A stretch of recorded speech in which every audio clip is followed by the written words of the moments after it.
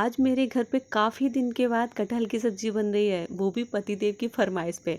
तो मैंने सोचा क्यों ना बना ही दिया जाए। ये जो कटहल मैं लेके आई थी ना मार्केट से, तो मार्केट में भैया जो कटहल बेच रहे थे वो ऊपर का जो कवर होता है ना, वो खुद एक एक आंटी ने कटवाया। तो मुझे लगा मेरे को भी काटने में दिक्कत होगी, तो ये जो कटहल का ऊपर का कवर है तो मैं भैया से ही कटवा के ले आई थी। कटहल को घर पे काटने से पहले हाथों में थोड़ी सी चिकनाई और चाकू पे भी चिकनाई लगा लेनी चाहिए, नहीं तो जो कटहल के अंदर का जो दूध जैसा निकलता है ना चिपचिपा सा, उससे चाकू और हाथ दोनों ही चिपचिपे हो जाते हैं। वो काफ़ी बार साबुन से धोगे तब भी धुलते नहीं हैं। कटहल काफ़ी मजबूत होता है तो इतनी आसानी से कटने में भी नहीं आता है, तो मुझे तो थोड़ा टाइम लग गया था काटने में। फिर मैं इससे छोटे छोटे पीस काट लेती हूँ और काटने के बाद एक कुकर में 1 से 1.5 गिलास पानी डालने के बाद थोड़ा सा हल्दी, नमक और काली मिर्ची और थोड़ी सी अदरक के टुकड़े डाल के सिर्फ 1 सीटी आने तक इसको पका लूँगी। तब तक मैं इसकी ग्रेवी के लिए सामान तैयार कर लेती हूँ। तो मैंने 2 तेज पत्ते लिए हैं, 4 से 5 लौंग ली है, 8 से 10 काली मिर्ची और 3 से 4 हरी इलायची और जीरा। और उसके बाद मैंने लिए हैं 3 से 4 बड़े बड़े प्याज लिए हैं और 3 टमाटर लिए हैं, 3 से 4 हरी मिर्ची। आप अपने हिसाब से मिर्ची जैसे कम ज़्यादा खाना चाहते हो डाल सकते हो। बहुत टेस्टी सब्जी बनी थी और सच बताऊं तो सब्जी जैसे मैं अब खाने लगी हूँ। मैं अपने बचपन की बात बताऊँ ना, तो मैंने कभी सब्जी को टेस्ट ही नहीं किया और ना ही मैं सब्जी वाले बर्तन धोती थी। तो सब्जी को टेस्ट नहीं करती तो आप सोचो कि मैं खाना किससे खाती थी, कि मैं अचार से खाना खाती थी। पता है, ज़्यादातर जब मुझे रोटी खानी होती थी तो मैं अचार से रोटियाँ खाती थी। मुझे सब्जी बिल्कुल पसंद नहीं थी, किसी की भी हो। टमाटर आलू की सब्जी में टमाटर निकालती थी और बैंगन आलू की सब्जी में बैंगन निकाल देती थी। तो हमारा कटहल भी तैयार हो गया था 1 सीटी लगने के बाद। तो जो पानी था ना कटहल उबलने वाला, तो उस पानी को हम अभी फेंकेंगे नहीं, ये आगे हमारे काम आएगा।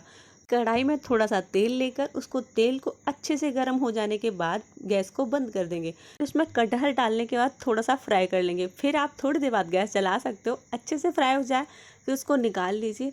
तो जो हमारे खड़े मसाले थे सब एक एक करके इसमें डाल दीजिए। फिर डालना है हमें थोड़ा सा क्या पूरा ही प्याज डालना है जितना हमने छीला था। प्याज को थोड़ा अच्छे धीमी आंच में ये सारी चीज़ें पकानी है और सारे साबुत ही चीज़ें डालनी हैं। तो फिर जो लहसुन की कलियाँ थी वो भी मैंने डाल ली और जो टमाटर और मिर्ची को काट के रखा था साइड में, उन सब मसालों को धीरे धीरे करके हम भून लेंगे। ज़्यादा तेज़ आंच नहीं रखेंगे, कम ही रखेंगे। फिर हमारे जाते हैं सूखे मसाले, जिसमें हल्दी पाउडर, धनिया पाउडर और लाल मिर्ची, गरम मसाला, स्वाद के हिसाब से नमक डाल सकते हैं। उसके बाद इसमें थोड़ा सा जो अदरक का पेस्ट बनाया था हमने, हम वो डालेंगे। और उसके बाद उसमें जो पानी डाला था ना, पानी जो हमने छोड़ रखा था, जो मैंने कहा था कुकर से निकलने के बाद इसको फेंकना नहीं, हमारे काम आएगा, वो यहाँ काम आएगा।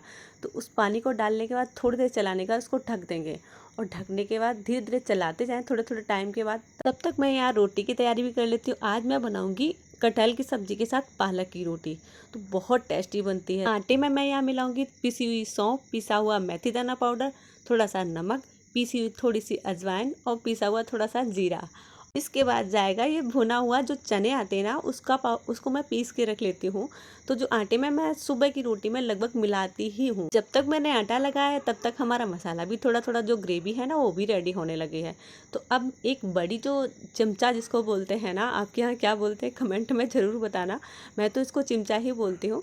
तो उससे इसको मैश कर लेंगे। अगर आपसे इससे नहीं हो पा रहा है तो जो सब्जी मैश करने वाला होता है ना, उससे आप इसको मैश कर सकते हो। अब मैं इसमें से जो दालचीनी की लकड़ी थी ना उसको निकाल लूँगी, क्योंकि वो जब मैश कर रही हूँ तो वो बीच में आ रही थी और वैसे भी इसका टेस्ट तो सब्जी में जा ही चुका है, तो अब ना ही रहे तो कोई दिक्कत भी नहीं है।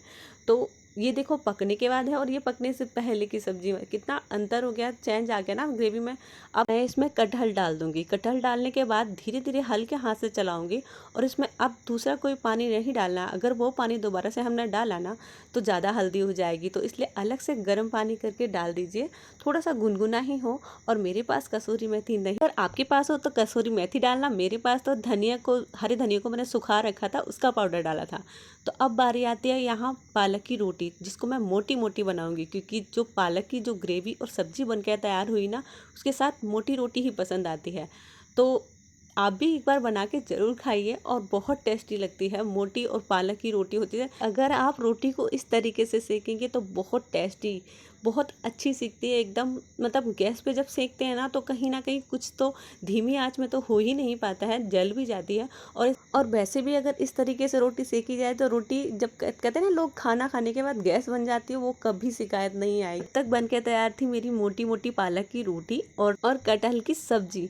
बहुत देखने में तो इतनी अच्छी लग रही, मुझे तो हस्बैंड ने बोला जैसा मैंने सोचा था उससे भी ज्यादा अच्छी बनाई है। तो और क्या ही तारीफ चाहिए। वीडियो अच्छा लगा हो तो लाइक करें। राधे राधे।